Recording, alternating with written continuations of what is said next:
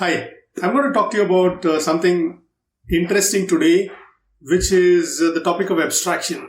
So somebody can say, how can abstraction be interesting? So abstraction, either it is interesting or it's abstract. So can it be both? So we'll look into that today.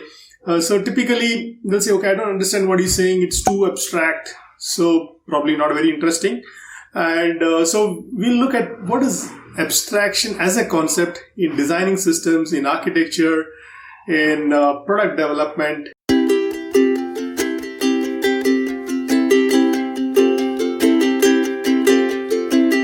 And so on. So it involves three things. One is hiding the unnecessary details. Third is kind of a generalization that, okay, if it's got two hands, two legs, if it moves like this, then it's a human. If it's got four legs, it's got a tail, and its mouth is in this kind of a shape, then it's probably a horse. If it is slightly different, it's a cat, or things like that. And the other one is it is a prototype of something in the real world. This is an abstraction of a car. So the real car will have a chassis, engine, and all of those kind of details. So this is an abstraction of something. So that's how you look at abstraction as a concept. And typically you could have various kinds of abstractions in architecture. You can have class level abstractions. You can have middle tier, various architecture level tiers of abstraction. And you can have things like, okay, you can say this is my data layer or DAL layer or data abstraction layer. As long as you come with DB, read, update, delete, insert calls with these certain parameters, I will do what I'm supposed to do as a data abstraction layer and give you and fetch you back the data.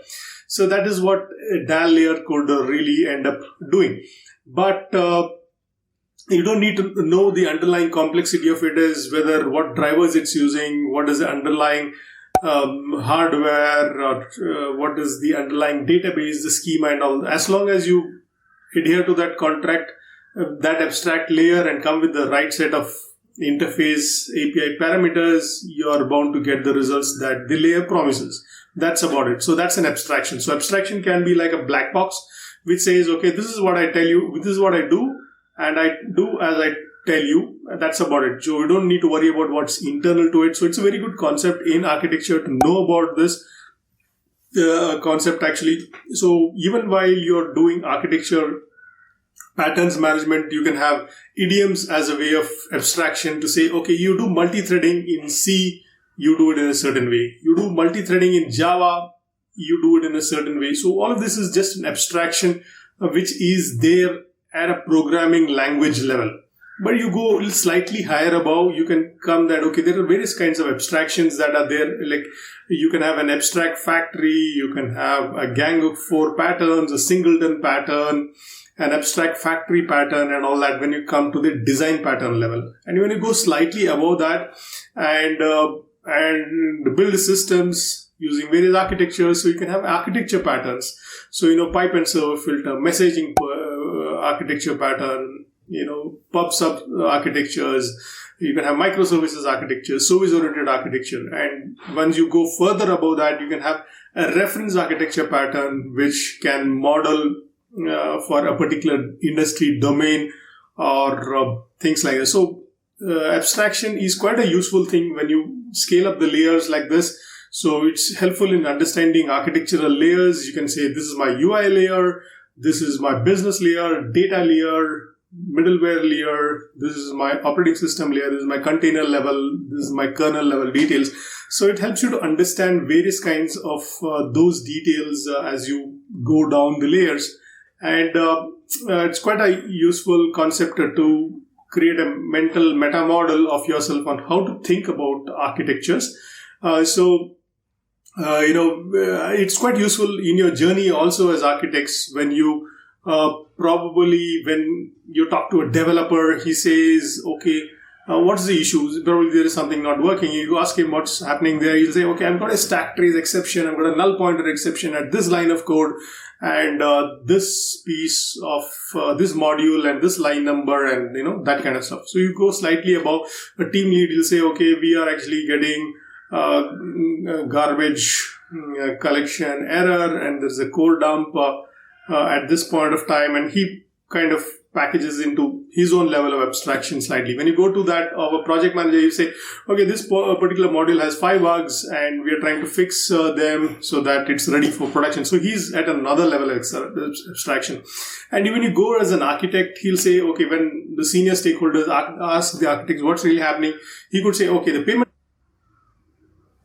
Yeah, so basically, the same problem, if an architect is going to talk about it, he might say, okay, the payment systems module is trying to talk to the loyalty systems point, and as soon as the payment is done, the loyalty system is not able to credit the loyalty points to the customer, and we are debugging.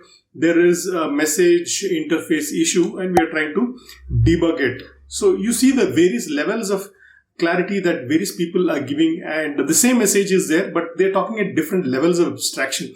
So this is how you need to understand abstraction. So abstraction is quite useful to layer your thoughts and present it to certain layers in your stakeholder, in your management, in your architecture, in your design decisions, as long as you're presenting it in the right way in the form that's consumable by the layer above. So that is abstraction, actually. And when we talk about abstraction, that's really the thing that comes to point. And abstraction helps you to, create basically a map of your, it's like a territory, like, trying to go to a place. So you get a road map, right? Okay, this is the map. So map is not the territory. It doesn't tell you, okay, this road has these kind of flowers, this kind of roadblocks, these kind of milestones. Map is just a map. Say, okay, this is how it goes, and then this is what you get on it. So that's an abstraction of the real journey that you're going to take.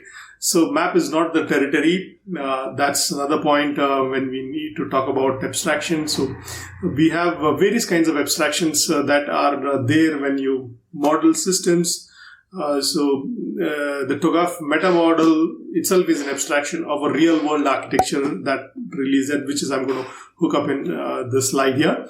And that talks to you about how an architecture is described by a system. System can have a system description. System description can satisfy the needs of one or more stakeholders who are looking at the system from multiple viewpoints, and that addresses their concerns. And you bunch all these viewpoints using a modeling notation, then you very much get a reference architecture model for your system. So I hope this was an informative quick bite on abstraction, and do stay tuned for more such details, and do like, share and subscribe this channel. Thank you very much.